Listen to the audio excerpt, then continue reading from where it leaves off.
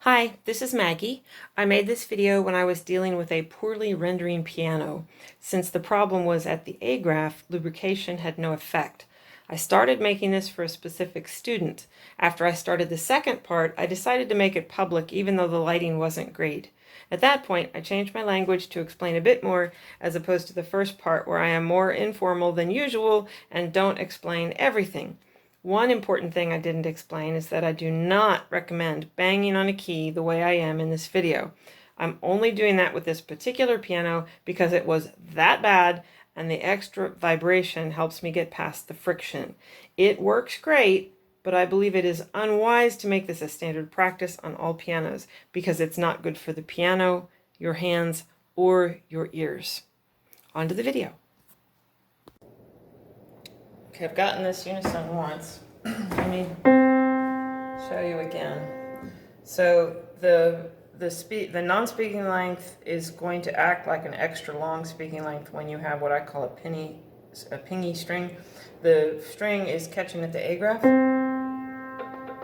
This whole piano is like this. Hear that little pop? See?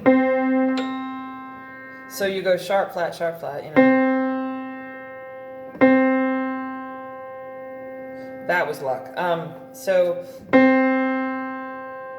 if you bring it just slightly sharp a pitch and bend it down, I'm gonna do it again. There, I wanted you to see it pop past pitch. So that was sharp and I was bringing it down and it went flat. So I'm gonna bring it sharp again. I'm gonna keep doing that until it settles. See, it went flat.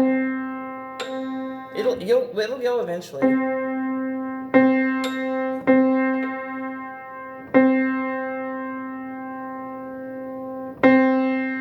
got a pain, I can tell. Maybe not. Too sharp. See, so.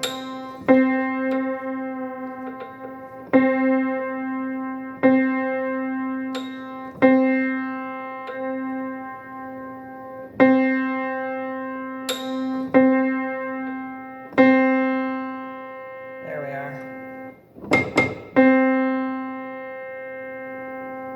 That's a little off, but I've got the pin where I want it now.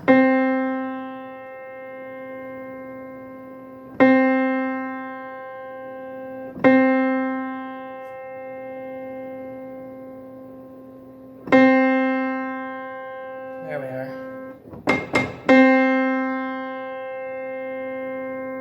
So,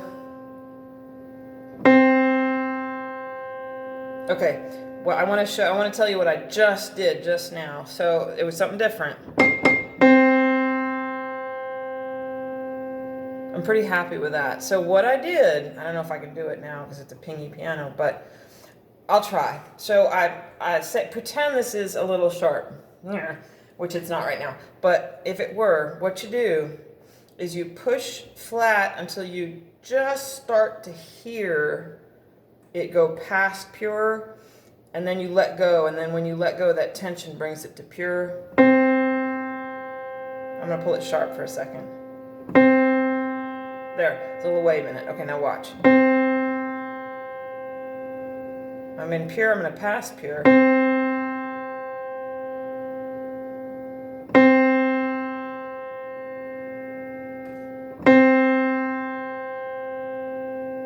See what I did? It wasn't very clear this time. It was perfect last time. So if you rewind the video, you'll hear me do it.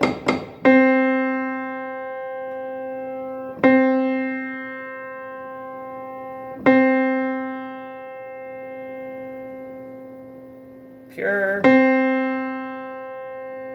There. Not enough. There, did you hear it? See, now I've got it. See? So you go to pure, and when you know you have the pin where you want it, that's another issue. You can push and relax the non-speaking length, and you're bending the pin, so you're putting pressure this direction from the pin, okay, toward the string.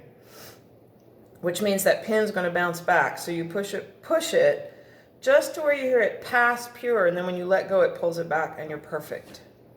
And it will hold. I hope that's helpful. Two things, pinging and bending the pin. Bye. This unison was particularly difficult for me, so I'm going to break it just for you. Because I realized I didn't mention something in the previous video I just made. So I'm going to break this. Now notice I'm wiggling the hammer. So what I'm doing, well, let me show you what's happening first. Okay. That's a little extreme, but I want you to hear the popping. This particular one is not responding as well to a slow pull.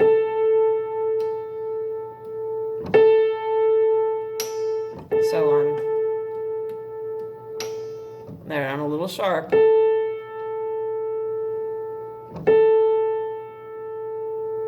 I think I'm pushing down too soon, but I'm going to try it anyway.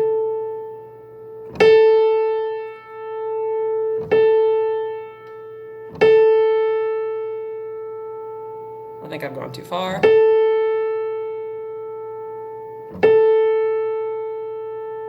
Maybe not.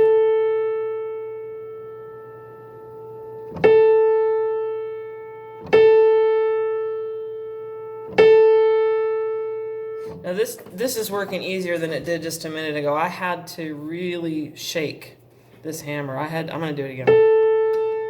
I had to really shake it to get it to not pop past pitch. So that's another thing you can do.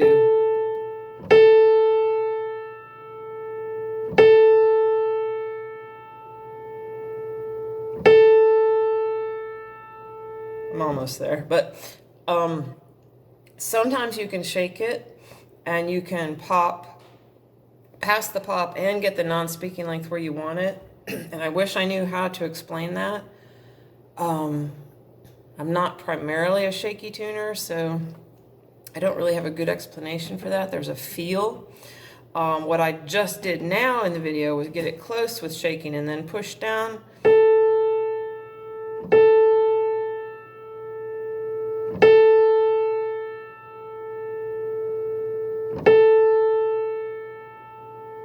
Nope, see, I pushed down too soon. You can't push down too soon. Now it's doing what it was doing. Okay, good.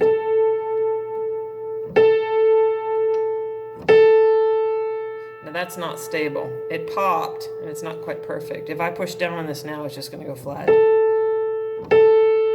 See?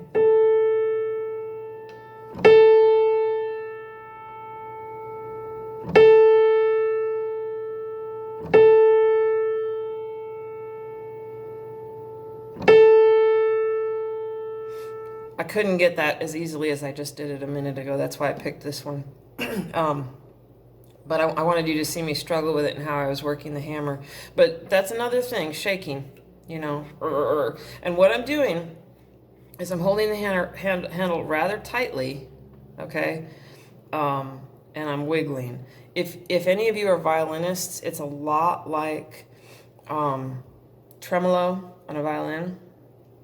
Except on that, your hand's a little bit more relaxed. You don't want to be tense, but you do want to grip it fairly firmly. And you want to shake it, pushing on it, whatever direction you want to go. You want to shake it while you're pushing and wiggle it. And what it does is it pops the foot of the pin in smaller movements. You can move that pin, the foot of the pin, in smaller increments than with a slow pull. And sometimes that's the best way to go. So, sorry I can't explain more about the shaky thing than the slow pull. Not that I've talked a lot about the slow pull yet, but I have with other students. So, maybe I'll make more videos about hammer technique. My hammer technique changes depending on the piano I'm tuning. So, if anyone wants to make videos to share on hammer technique, we all do it a little different, and new people need this information. If anyone wants to critique my bending, feel free. I know Another thing I want to add is I don't bend the pin severely on most pianos unless they have a major problem like this. So the amount you've seen me pushing on this video is the maximum I would push. I strongly recommend not bending the pin more than that or flagpoling. I always do a little bit of flagpoling, almost always, but this is a bit much. But everyone's a little different. Whatever works. On a side note, I'd like to add that I've had people tell me that bending the pin will actually damage the wood in the pin block, which it can definitely do. So you have to be careful how much you bend it. They say you shouldn't. I've heard people say you shouldn't bend it at all because that's what leads to loose pins. But I have tuned pianos that have been tuned once their entire lives when they were brand new, and I come along and all the pins are letting go and loose. So obviously that didn't happen from someone bending the pins because it hadn't been tuned. The other thing I want to say is there are many, including myself, who believe that you can't get a stable tuning without getting this. Well, everyone believes this. You have to get the non-speaking length balanced with the speaking length in tension, and you have to have slightly more tension on the non-speaking length. How much is a matter of feel, and the way you learn that is by tuning a lot of pianos. And every piano is different. How you get that tension, there's more than one way to do it. One way is to flagpole, is to bend the pin. The other way is the shaky thing, and I wish I could explain that more, but I can't. The way you get a feel for that is to tune hundreds of pianos. So I hope this was a little helpful. If anyone has any questions or wants me to experiment with some hammer technique, let me know. If people want to share why you shouldn't bend the pin, please feel free to share that. Just keep in mind one way to balance the speaking length and non-speaking length is to bend the pin. Just don't do it too much. So read the comments below if anyone criticizes the bending the pin, because there are reasons to not do that. And happy tuning. Bye.